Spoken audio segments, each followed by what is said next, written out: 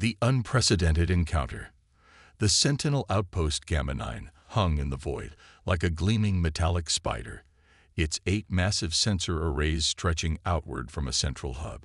For 300 cycles, it had maintained its vigilant watch over the borders of the galactic hegemony, an alliance of 17 advanced species who had divided the known universe between them. Commander Vereth stood on the observation deck, his 4 eyes scanning the holographic displays that surrounded him. His scaled skin reflected the blue light of the screens, giving him an almost ghostly appearance. "Another quiet shift," remarked Lieutenant Zora, her tentacled appendages gracefully manipulating the control interfaces. "Border Sector 12 through 86, all clear." Vereth nodded, the ridge of spines along his head rising slightly in acknowledgement. The hegemony had known peace for generations. The last significant conflict had been the purification war against the belligerent species from Sol, humans, they had called themselves. Dangerous, unpredictable creatures that had refused to accept their place in the cosmic hierarchy. The official records stated they had been successfully contained to their home system before their sun was artificially induced to nova. A regrettable but necessary action to preserve galactic stability. The sudden blaring of alarms shattered Vereth's contemplation. "Commander," Zora's voice pitched higher in distress. "Unidentified vessel detected in Sector 47. Vereth strode quickly to her station. "Show me." The main view screen flickered to life, displaying nothing but empty space. Then a blur of motion. There and gone so quickly that Vereth wasn't sure he'd seen anything at all. "Replay, quarter speed," he ordered. Even slowed down, the object was barely visible. A sleek, dark silhouette that seemed to bend the starlight around it. Analysis.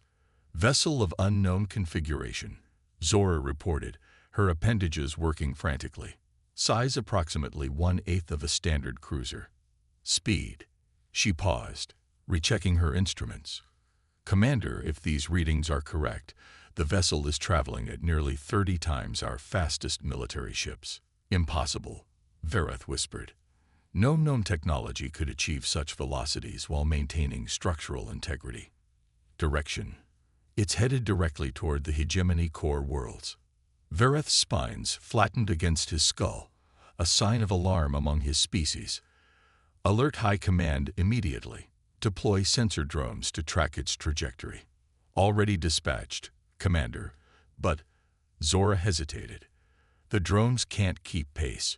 We're only getting intermittent readings as it passes within their detection range." "Open a communication channel, all frequencies, standard diplomatic greeting package." Moments passed in tense silence as they waited for a response. The vessel continued its relentless advance, appearing and disappearing from their sensors like a phantom. "Commander, it's slowing down," Zora reported suddenly. "It's dropped below light speed approximately 2 million kilometers from our position. Maintain alert status." "Any response to our hails?" "Nothing yet." "Wait." Zora's appendages froze over her console. "We're receiving a transmission, but it's using an ancient communication protocol. I haven't seen this format since historical archives training." The view screen flickered again, resolving into an image that caused Vereth's breath to catch in his throat. The figure on the screen was unmistakable, even though he had only seen them in historical records. Bipedal with relatively hairless skin and curious bilateral symmetry, a human. "This is Captain Kira Chen of the Earth vessel Quantum Horizon," the human said, speaking in flawless galactic standard. "I request permission to approach and establish diplomatic relations." The command center fell silent. Humans were extinct, had been for over a century. Yet here one was, commanding a vessel with technology far beyond anything the hegemony possessed. Scanning the vessel, Zora reported, her voice barely audible.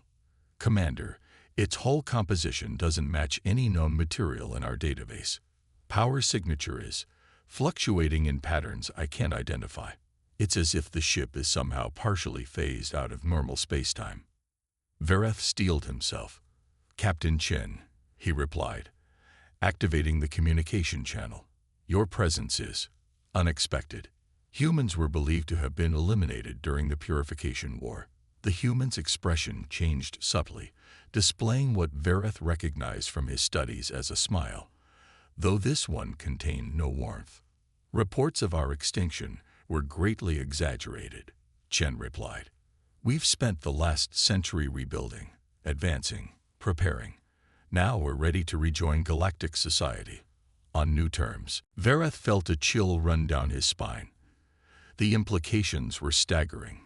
If humans had survived and developed technology this advanced, the balance of power that had defined the hegemony for generations could be upended overnight. Your vessel's capabilities exceed anything in our records, Vereth stated carefully. Would you be willing to share how you've achieved such advancements? Chen's smile widened slightly. All in good time, Commander. First, I believe we have much to discuss regarding the attempted genocide of my species. Before Vereth could respond, Zora interrupted urgently. Commander, 3 hegemony warships are entering the sector.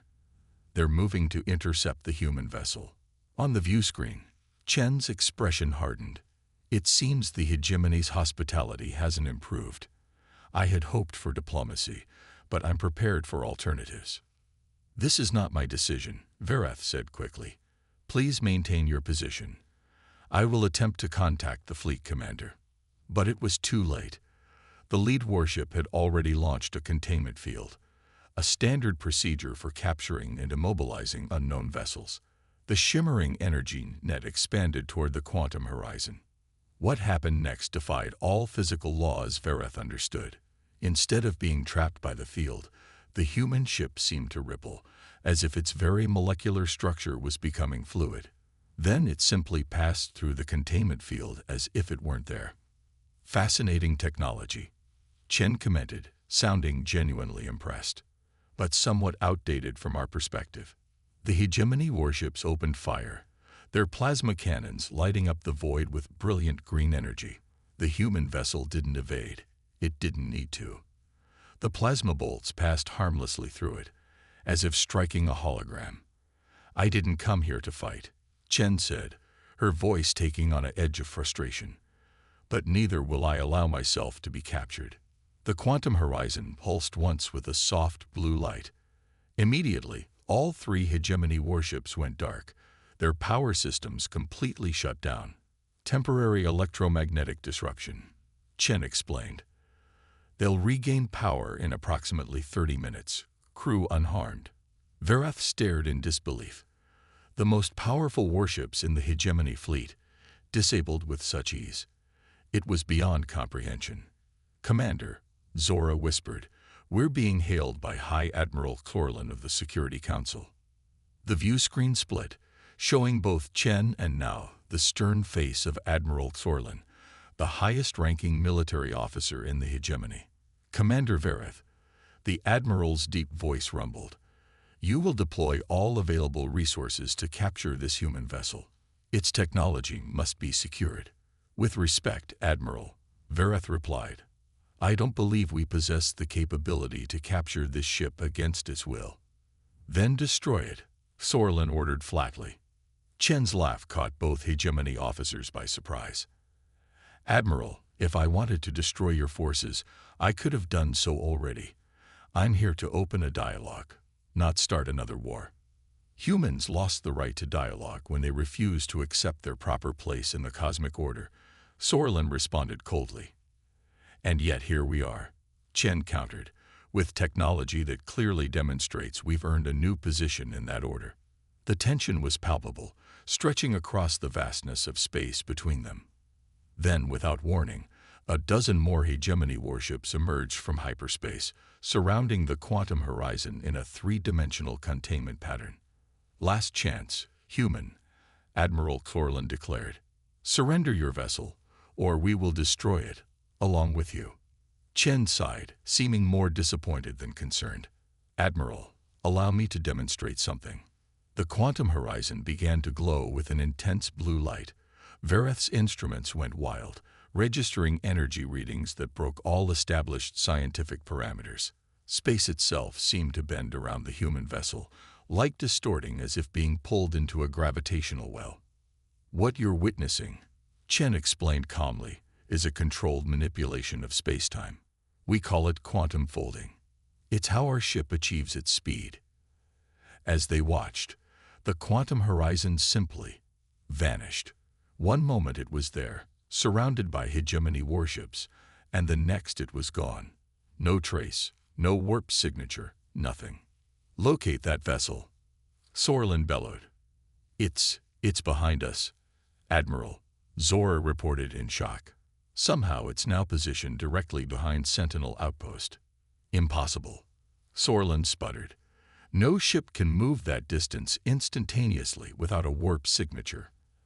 As I said, Chen's voice returned, her ship now visible on their sensors behind the station. Quantum folding. We don't move through space.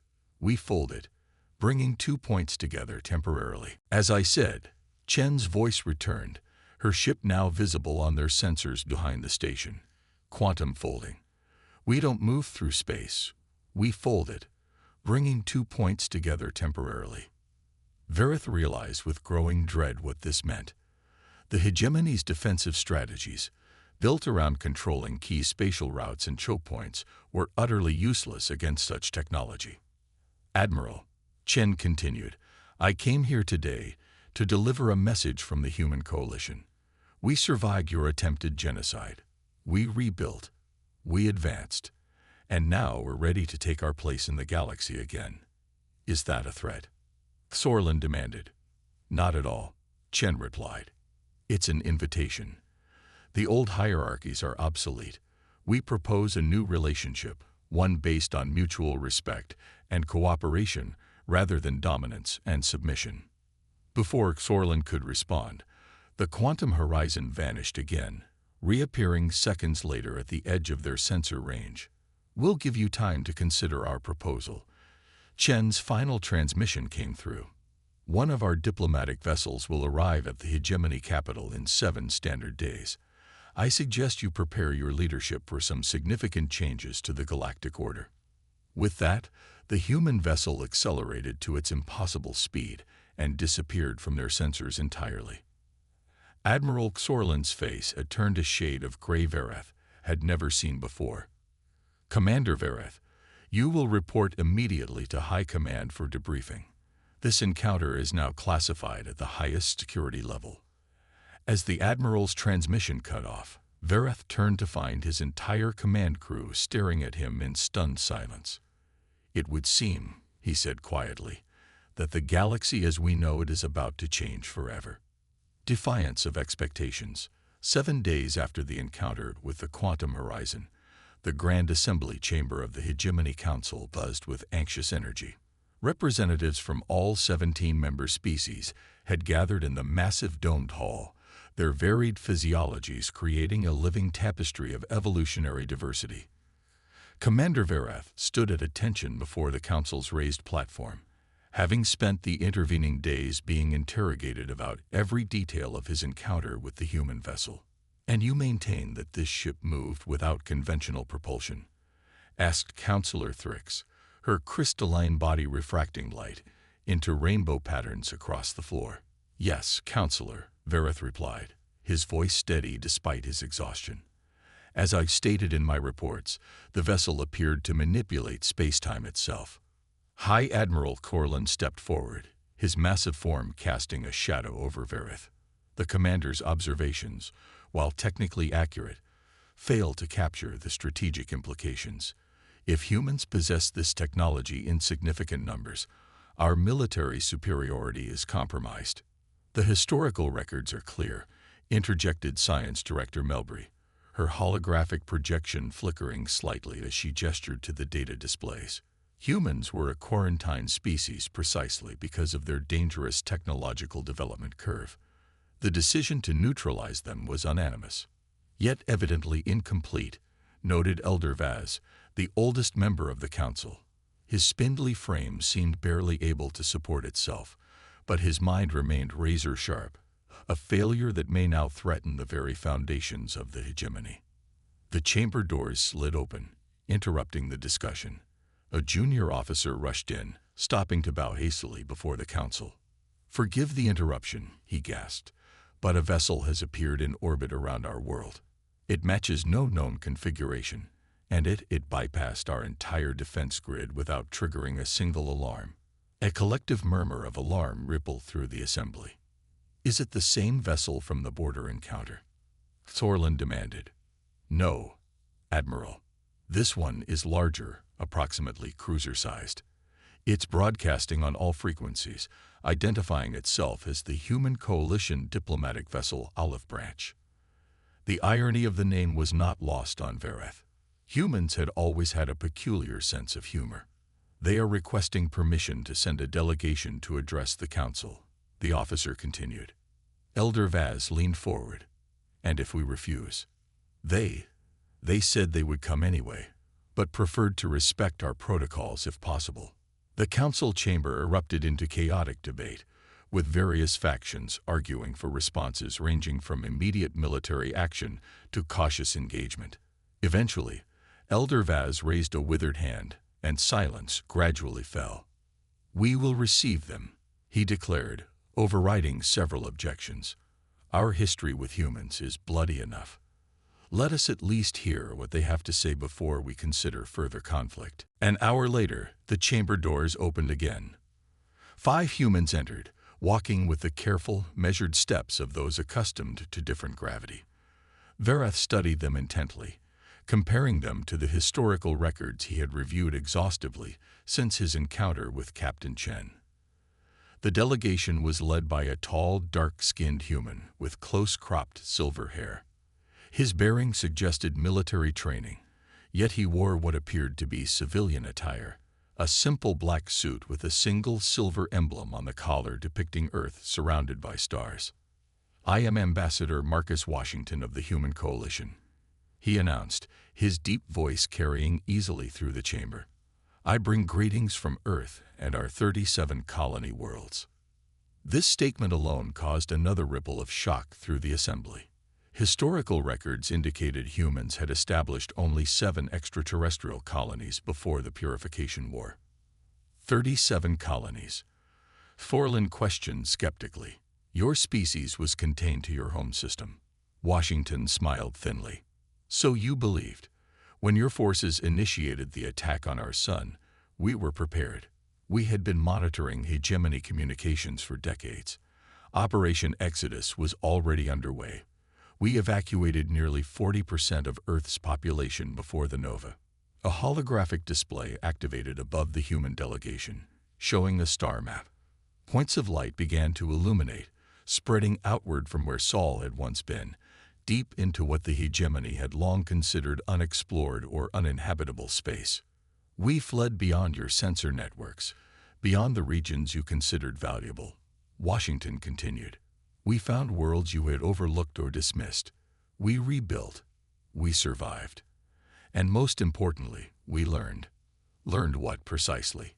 Science Director Melbury inquired, her holographic form leaning forward with evident scientific curiosity. That the universe is far more malleable than your sciences understand, replied one of the other humans, a woman with features that reminded Vereth of Captain Chen. I'm Dr. Eliza Chen, Director of Quantum Physics for the Coalition. Vereth noted the similar surname, likely a relation to the captain he had encountered. Our breakthrough came when we discovered that space-time isn't merely a backdrop for reality. It's a fabric that can be manipulated, folded, even rewritten under the right conditions, Dr. Chen explained. What you witnessed with our ships is merely one application of this understanding. Ambassador Washington stepped forward again. We've spent a century rebuilding and advancing in isolation. Now we're ready to rejoin the galactic community, but not as subjects, not as another species to be categorized and controlled by your hierarchy. You propose what exactly? Elder Vaz asked, his ancient voice barely above a whisper. A new relationship, Washington replied. Equal standing for humanity in galactic affairs. Access to hegemony trade routes and communication networks. And most importantly, recognition of human sovereign territory, including our colony worlds. Admiral Corlin laughed derisively. You speak as if you have leverage in these negotiations. Washington didn't respond immediately. Instead, he nodded to another member of his delegation, who activated a small device. The holographic display changed, now showing real-time images from across the hegemony, its most secure military installations, classified research facilities, even the private chambers of several council members. For the past week, Washington said calmly, "Our reconnaissance vessels have been mapping your empire. They've been in your shipyards, your weapons depots, your most classified facilities. At no point were they detected." The council chamber fell completely silent. "We don't want war," Washington continued, deactivating the display. "We've seen enough death, but we will not accept a return to the old order. Humanity has earned its place among the stars through suffering and perseverance." Elder Vaz slowly rose from his seat, using his ceremonial staff for support. "You demonstrate your power, then speak of peace. This contradiction troubles me." "A necessary demonstration," Washington replied. "History has shown that the hegemony respects strength above all else. We're simply speaking a language you understand." The debate that followed lasted for hours, with questions ranging from the technical specifications of human quantum technology to the social structure of their new civilization. Throughout it all, the human delegation remained composed, answering some questions fully while politely deflecting others. As the session neared its conclusion, Admiral Corlin stepped forward once more. "Your presentation is compelling, Ambassador, but the Council requires time to deliberate. We request that your vessel withdraw to the outer system while we consider your proposals." Washington exchanged glances with his delegation before nodding. "We will comply with this request as a gesture of good faith. However, we expect a response within 3 standard days." As the humans turned to leave, Elder Vaz spoke again. "One final question, Ambassador. Your species was nearly destroyed. Many would harbor resentment, seek revenge. Yet you come offering partnership. Why?" Washington paused, turning back to face the council. "When we fled into the darkness, we carried with us not just our people but our history, all the triumphs and failures of our species. We studied that history carefully during our exile, determined not to repeat the same mistakes." He gestured around the chamber. "The hegemony built its power through conquest and classification, dividing species into hierarchies of worth. Humanity once did similar things among our own kind, with catastrophic results. We learned that sustainable civilization must be built on mutual respect and cooperation, not dominance." His expression softened slightly. "We don't seek revenge for what was done to Earth. We seek to prevent such atrocities from ever happening again, to any species. That is the true strength we discovered in our darkest hour." After the humans departed, the council erupted into fierce debate once more. Verath, still standing at attention, watched as factions quickly formed, those who saw opportunity in human technology, those who feared the threat they represented, and a small minority who seemed genuinely moved by Washington's final words. Elder Vaz eventually called for silence. "Commander Verath," he said, "you were the first to encounter these humans. You have now heard their proposals. What is your assessment?" Verath considered carefully before responding. "When I encountered Captain Chen's vessel, I expected hostility, perhaps even vengeance. Instead, I witnessed restraint. They disabled our warships without harming the crews. They could have struck at the heart of the hegemony at any time, yet they chose diplomacy." He straightened his posture. "In my judgment, their offer of partnership is genuine, and given their technological advantage, it may be our only viable option." Admiral Corlin snorted derisively. "You suggest surrender to a species we once defeated.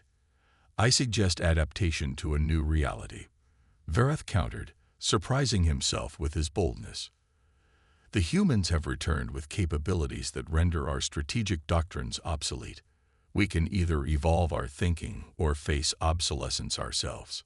3 days later, Commander Verath stood on the observation deck of the Hegemony Capital Station, watching as the human vessel Olive Branch maintained its position at the edge of the system.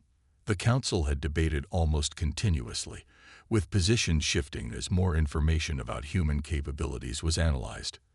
"You're being reassigned," came a voice from behind him. Vereth turned to find Admiral Thorlin approaching. "Sir, the Council has approved initial diplomatic relations with the human coalition," Thorlin said, his tone making clear his displeasure with this decision. "They're establishing a joint scientific and cultural exchange program as the first step. You've been selected to serve as the hegemony's primary liaison." Vereth's spines raised in surprise. "Me? But I have no diplomatic training." "You have something more valuable. You made first contact without starting a war," Thorlin replied grudgingly. "The humans specifically requested you for the position. It seems you made an impression on Captain Chen." As if summoned by her name, a communication alert chimed. Captain Chen's face appeared on the nearest screen. "Commander Vereth." She greeted him with the same curious human smile he remembered. "I hope I'm not interrupting anything important." "Not at all, Captain," he replied, noting that Admiral Thorlin had discreetly withdrawn. "I've just been informed of my new assignment." "Excellent. I'll be your counterpart on our side. The quantum horizon is en route to collect you. We have much to show you." Vereth felt a strange mix of apprehension and excitement. "The Council has approved this transfer." "With some persuasion," Chen admitted. "But yes, you're about to see places no non-human has ever visited." As he prepared for this unprecedented assignment, Vereth realized that the galaxy had indeed changed forever. The hegemony would need to adapt, evolve, or be left behind by the species they had once tried to eradicate. The irony wasn't lost on him. In attempting to destroy humanity, the hegemony had instead forced them to become something greater, something that now offered a hand in partnership despite their shared bloody history. Perhaps, Vereth thought as he gathered his few personal belongings, humans understood something the hegemony had forgotten long ago. True strength wasn't found in domination, but in the resilience to overcome adversity and still choose cooperation over conquest.